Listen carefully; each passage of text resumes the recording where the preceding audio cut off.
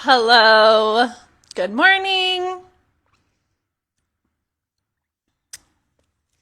Wait for some people to jump on. But I want to talk about being hot and happy because it's important. It's always important to be hot and happy, but I mean, with the astrology and everything going on, it's time to just liberate your heart, liberate your truth, look and feel your best. And one of the things I'll say is this is a point of wounding within my own chart. It's been something I've been thinking about since Jupiter stationed retrograde this week in Cancer, opposing Pluto, trine Neptune and Saturn, which I dove into on my Substack. But, it's really about releasing past pains that you hold within your heart so that you can look and feel your best. And really just when you feel safe, secure, grounded, supported, which Uranus and Taurus is like activating and awakening within you, you can actually be authentic and eccentric and self-expressed and happy and joyful and fulfilled. And, so much of this is about your body and your nervous system and learning how to come back into your body and live from your body. That's why so much of my work is about like the feminine and feminine embodiment and your body. And like, I'm just like obsessed with manifesting when it comes to the body. And this, is a point of wounding within my own chart. I have Jupiter conjunct Jupiter conjunct Chiron in Cancer in my sixth house. The sixth house is your health, your wellness, your body. And so, I just always joke that I learned to feel my feelings and I lost like 30 pounds because my body just holds on to all of the emotions. And, as a child, not having the boundaries around who I give my energy, my light force to, and really just absorbing everyone else's emotions and energy all the time, I held all that within my body. And I was so disconnected and unattuned to my own emotions. And so I just held everything, right? Like inside and, would emotionally eat and do things like to self-soothe and stuff because it's how I found safety, right? It's how I self-regulated. And so when I learned, I'm not even kidding, like at 30 years old, to feel my feelings. My body shape shifted. My appearance shape shifted. I feel so much better. I look so much better. I'm like lit from fucking within. And, this was always like a natural part of myself when I was a kid because I was like so magnetic. I was so jammy, so lucky, would manifest the craziest things. And it wasn't until I really learned to come back into my body with 6 placements in air that so much of, my joy turned back on. And I always say like your joy and your happiness is your superpower. Like I have a 5th house Gemini moon. Like I'm naturally happy. Like, my first boyfriend who is a Cancer, he would always like say, he was like, I just love that you're always happy. Like that's like why he liked me. But here's the thing, right? Like when you're not safe, when you're not grounded, when you're not regulated, all that happiness goes out the window because your body's not concerned with your eccentricity, with your authenticity, with your expression, because it cares about keeping you alive, which is why it's so important to work with your nervous system when you're manifesting.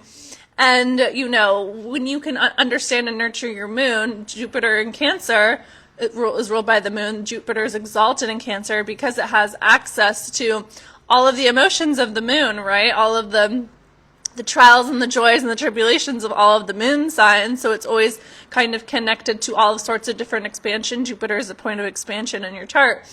And Jupiter's going to magnetize whatever is held within you. And so if what you're holding within your body is fear, guess what?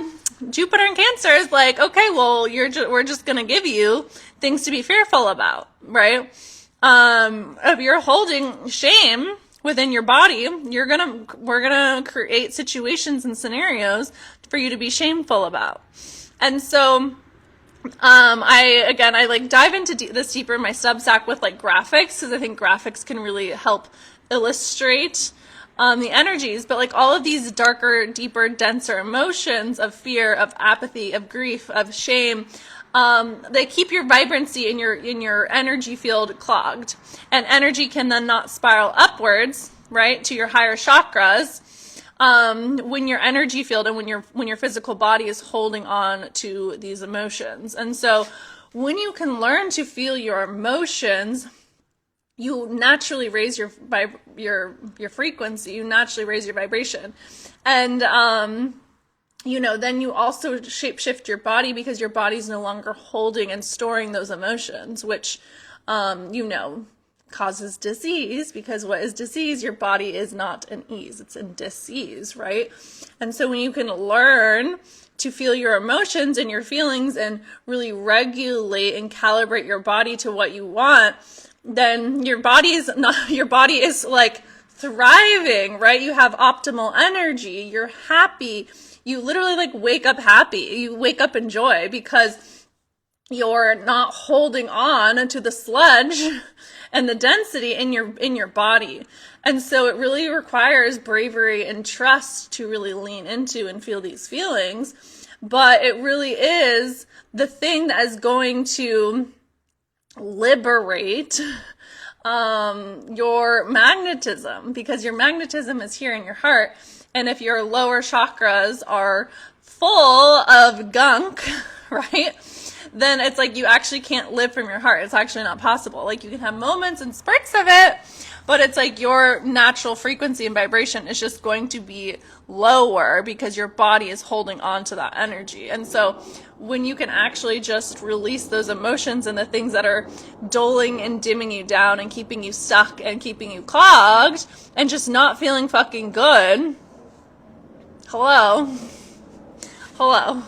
Like, of course you're not going to feel good when you're holding on to fear. Of course you're not going to feel good when you're holding on to pain. Of course you're not going to feel good when you're holding on to lack. Of course you're not going to feel good when you're holding on to negativity. Like, of course you're not going to feel good when you're holding on to your past. And so you have to really face it and feel it in order to alchemize it and transmute it. And it's so interesting. I talked a little bit about this on my YouTube earlier this week, but like, I don't really, I've cleared so much of my fear from my body, so I don't really, hold fear in my body anymore. And, there was, something that happened, with my, I was walking my dog and we saw a coyote. And, there was, a couple that kind of, they came and helped me, but then they also kind of, freaked me out a little bit about the coyote and, blah, blah, blah, blah, blah. And I was like, it's so interesting. I wasn't immediately fearful when I encountered this coyote, but then I kind of got scared, right? Because my body was introduced to a new fear, right? And I was like, I'm actually just need to shake this out of my body and clear this from my energy field. And it was so interesting because when I was walking my dog yesterday, we also encountered a coyote. And I just stood in my fucking power and faced this fucking coyote, and I was like, don't you fucking dare come over here. I will fuck you up, basically, is what I was telling it with my energy, right? And the coyote did not fucking bother us, right? But it was when I held the fear, when I saw the coyote, held the fear within my body with this coyote, it affected my energy field, it affected my vibration, it affected how the coyote responded, right? And so it's really about just clearing the fear and really holding your power, holding your energy, and really taking responsibility as you as the influence of your reality. Because when you're holding fear, when you're holding shame, especially for women is a big one, when you're holding these kind of denser emotions, of course the external is going to reflect what you're internally holding, right? As within, so without. And so, literally, whatever is within you is what is without, on the outside, in the external. And so, you gotta feel your feelings. There's no way around it. And, it takes bravery, it takes courage. It is not fun all the time, but, feelings feelings only last 90 seconds. It's any story or meaning that you give to it that prolongs the feeling, right? And so, you really just have to let it all move through you. Your body knows how to move through you. The dog knows how to shake it off, right? The dog doesn't hold on to it. And then you open yourself up to so much more. Like, as like, you know, because this transit naturally going to bring up emotions within people. Jupiter opposing Pluto in Cancer, like, oh my gosh, of course, it's cracking you open to more of your eccentricity, your authenticity, your vibrancy, right? Aquarius is a vibration, right? Pluto's in Aquarius. So that's really what we're doing for the next 20 plus some years, is like just becoming more powerful in our eccentricity, right? And so when you can really just lean into the emotions, there's such a softening and such a cracking open and such a shift in energy on the other side.